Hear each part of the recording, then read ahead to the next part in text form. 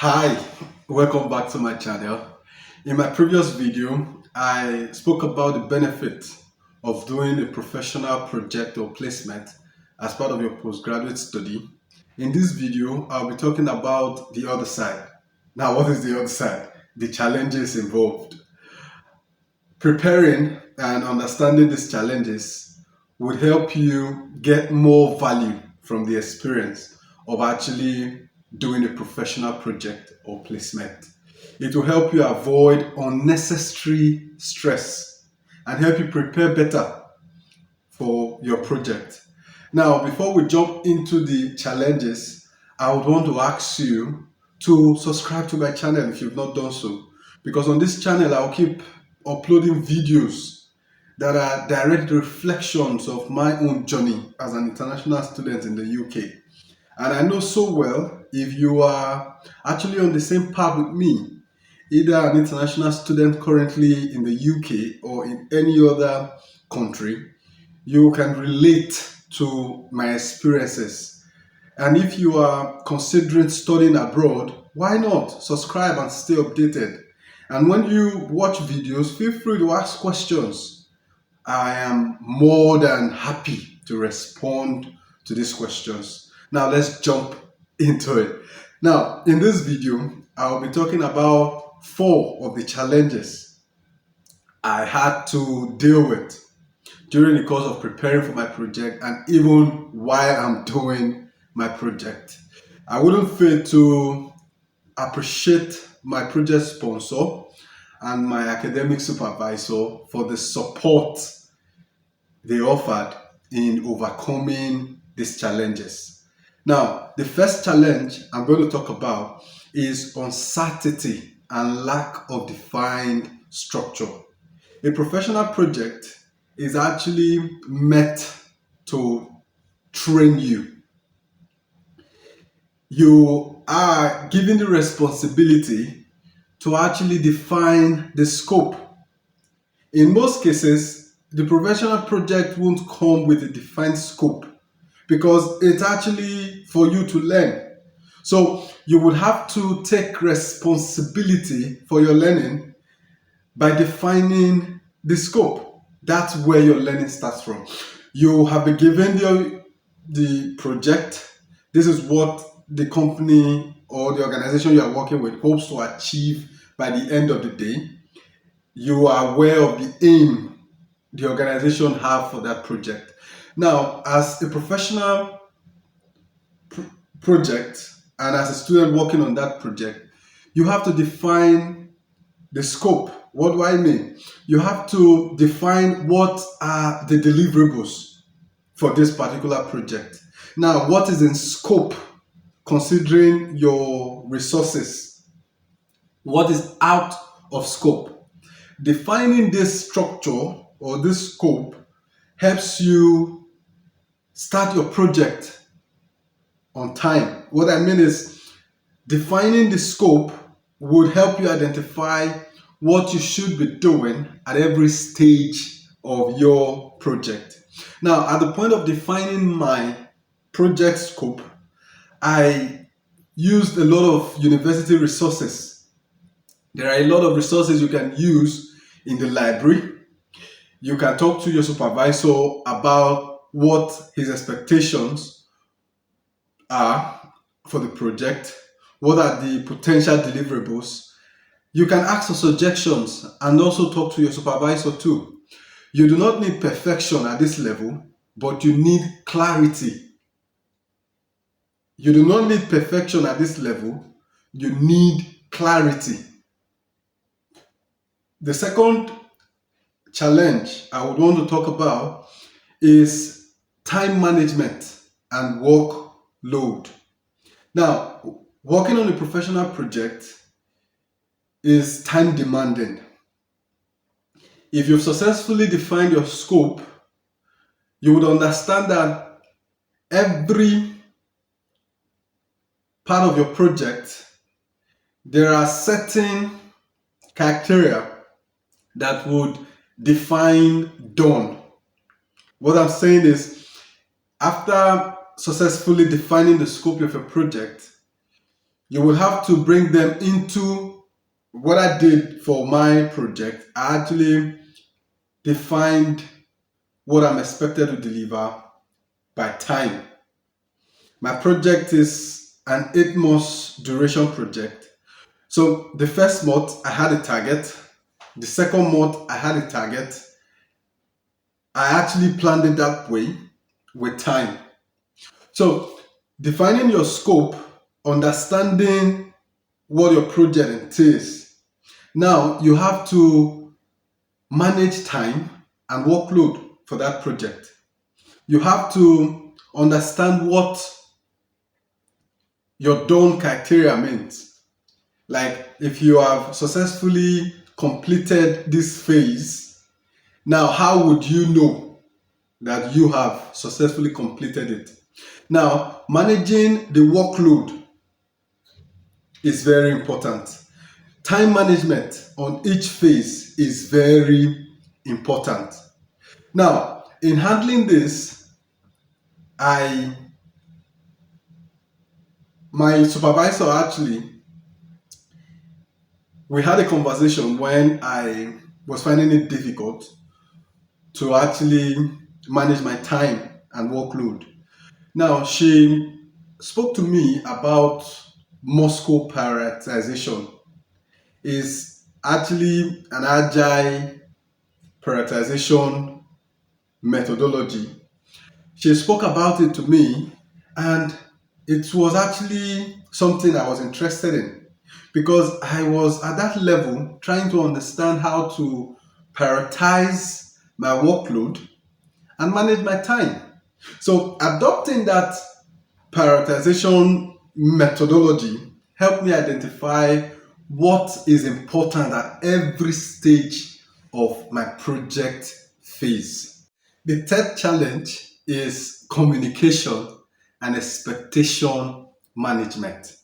Now, what do I mean? For every project, your project sponsor, the company that you are working with, or the organization you are working with to actually deliver on that project, the reason why they gave you that project is primarily because they lack the resources to actually deliver on that project. What do I mean? Now, your project sponsor had given that project out because they either do not have the time to actually deliver on that project, they do not have the resources in terms of manpower to deliver. Now, that project puts you in a position to work as an independent consultant. You are self managed, you actually define what you do on that project. Now, communicating what you are doing depends on how you understand the expectations of your project sponsor. What it is this.